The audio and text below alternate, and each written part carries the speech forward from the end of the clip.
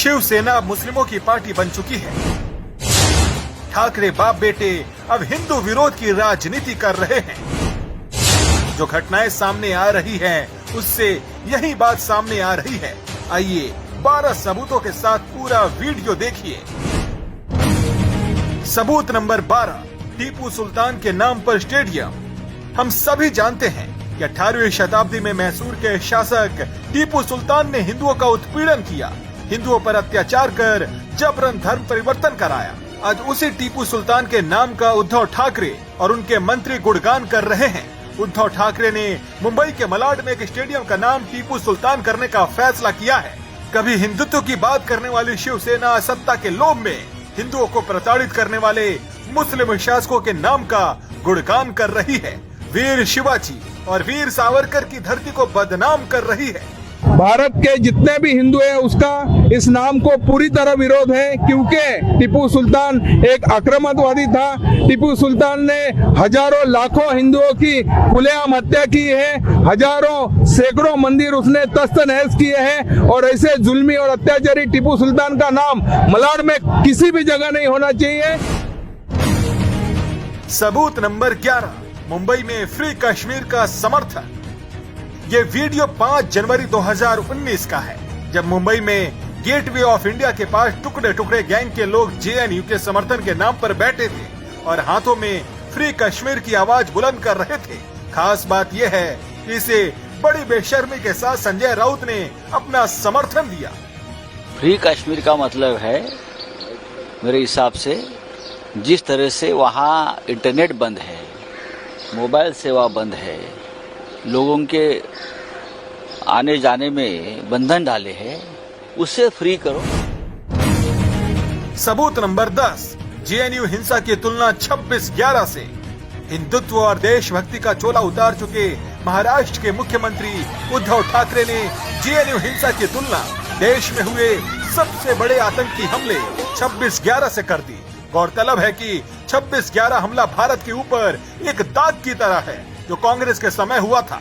कांग्रेस का समर्थन पाने के लिए उद्धव ठाकरे ने अपना पाला बदल लिया। जिस तरीके से मैंने देखा टीवी पर, तो ये तो मुझे 26 नवंबर का जो हमला हुआ था उसकी याद आ गई। 26 नवंबर का जो हमला हुआ था उसकी याद आ गई। सबूत नंबर 9, जमाते इस्लामी की पिछलग्गू बनी शिवसेना। कल तक बाल ठाकरे जिस मुस्लिम तुष्टीकरण के खिलाफ हुंकार भरते थे, आज शिवसेना उसी की गोद में जाकर बैठ गई है। संजय राउत जमाते इस्लामी के साथ मिलकर बाल ठाकरे का नया नारा गढ़ रहे हैं। ये शब्द नहीं निकला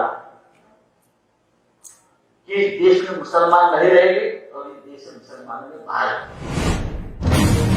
सबूत नंबर 8, हिंदू अल्पसंख्यकों का विरोध। नागरिकता संशोधन कानून के सदन में पेश होने के साथ ही शिवसेना का हिंदू विरोधी चेहरा सामने आ गया। शिवसेना ने राज्यसभा में विधेयक का समर्थन करने से इनकार कर दिया, ताकि पाकिस्तान, बांग्लादेश और अफगानिस्तान के प्रताड़ित हिंदू अल्पसंख्यकों को भारतीय नागरिकता न मिल सके। ये कहा है संजय राउत ने, शरणार्थियों को नहीं मिले मतदान का हक। सबूत नंबर 7, सर्जिकल स्ट्राइक पर उठाए सवाल। कांग्रेस और एनसीपी की गोद में बैठने के लिए शिवसेना ने पाकिस्तान को खुश करने का रास्ता अपनाया। पार्टी ने भारतीय सेना पर सवाल उठाया, साथ ही 2016 के सर्जिकल स्ट्राइक पर भी सवाल खड़े कर दिए। सबूत नंबर 6, वीर सावरकर के अपमान पर चुप्पी।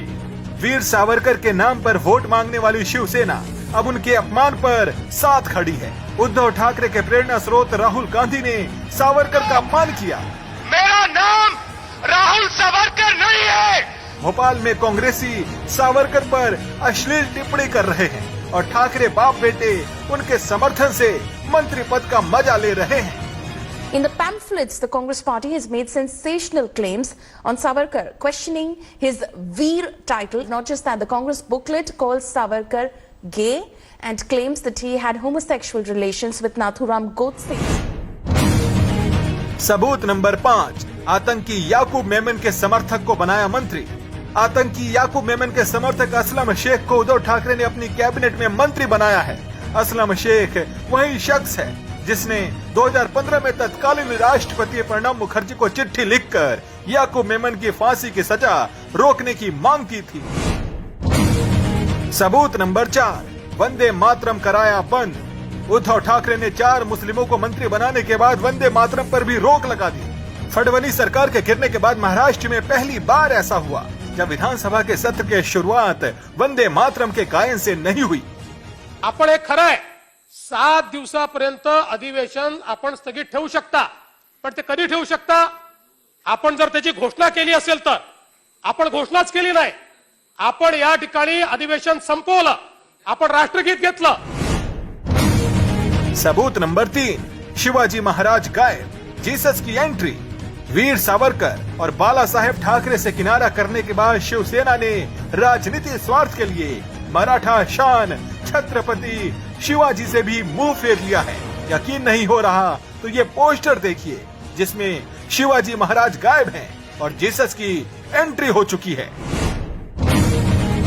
सबूत नंबर 2, राम मंदिर से किया किनारा।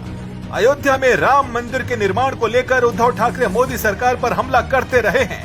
इस प्रकरण में वे 24 नवंबर 2019 को अयोध्या जाने वाले थे, लेकिन कांग्रेस का समर्थन लेने के लिए अब उन्होंने राम मंदिर से भी किनारा कर लिया है। उद्धव ठाकरे यांनी आपला नियोजित अयोध्या दौरा रद्द केलेला आहे। 24 नोव्हेंबरला उद्धव ठाकरे अयोध्येला जाणार होते, मात्र उद्धव ठाकरे यांचा अयोध्या दौरा आता रद्द झालेला आहे। सबूत नंबर 1, राम मंदिर की जगह दरगाह में बढ़ी आस्था। एक तरफ जहां ठाकरे बाप बेटे ने राम मंदिर से किनारा कर लिया, वहीं उन्होंने काफी पहले ही आदित्य को दरगाह भेज दिया था ताकि समय पड़ने पर कांग्रेस से गठबंधन किया जा सके। आदित्य ठाकरे ख्वाजा मोइनुद्दीन चिश्ती की दरगाह पर पहुंचे हैं और ये तस्वीरें भी बेहद रोचक आप देख सकते हैं। ख्वाजा मोइनुद्दीन चिश्ती की दरगाह पर माथा टेकते शिवसेना के नेता आदित्य ठाकरे।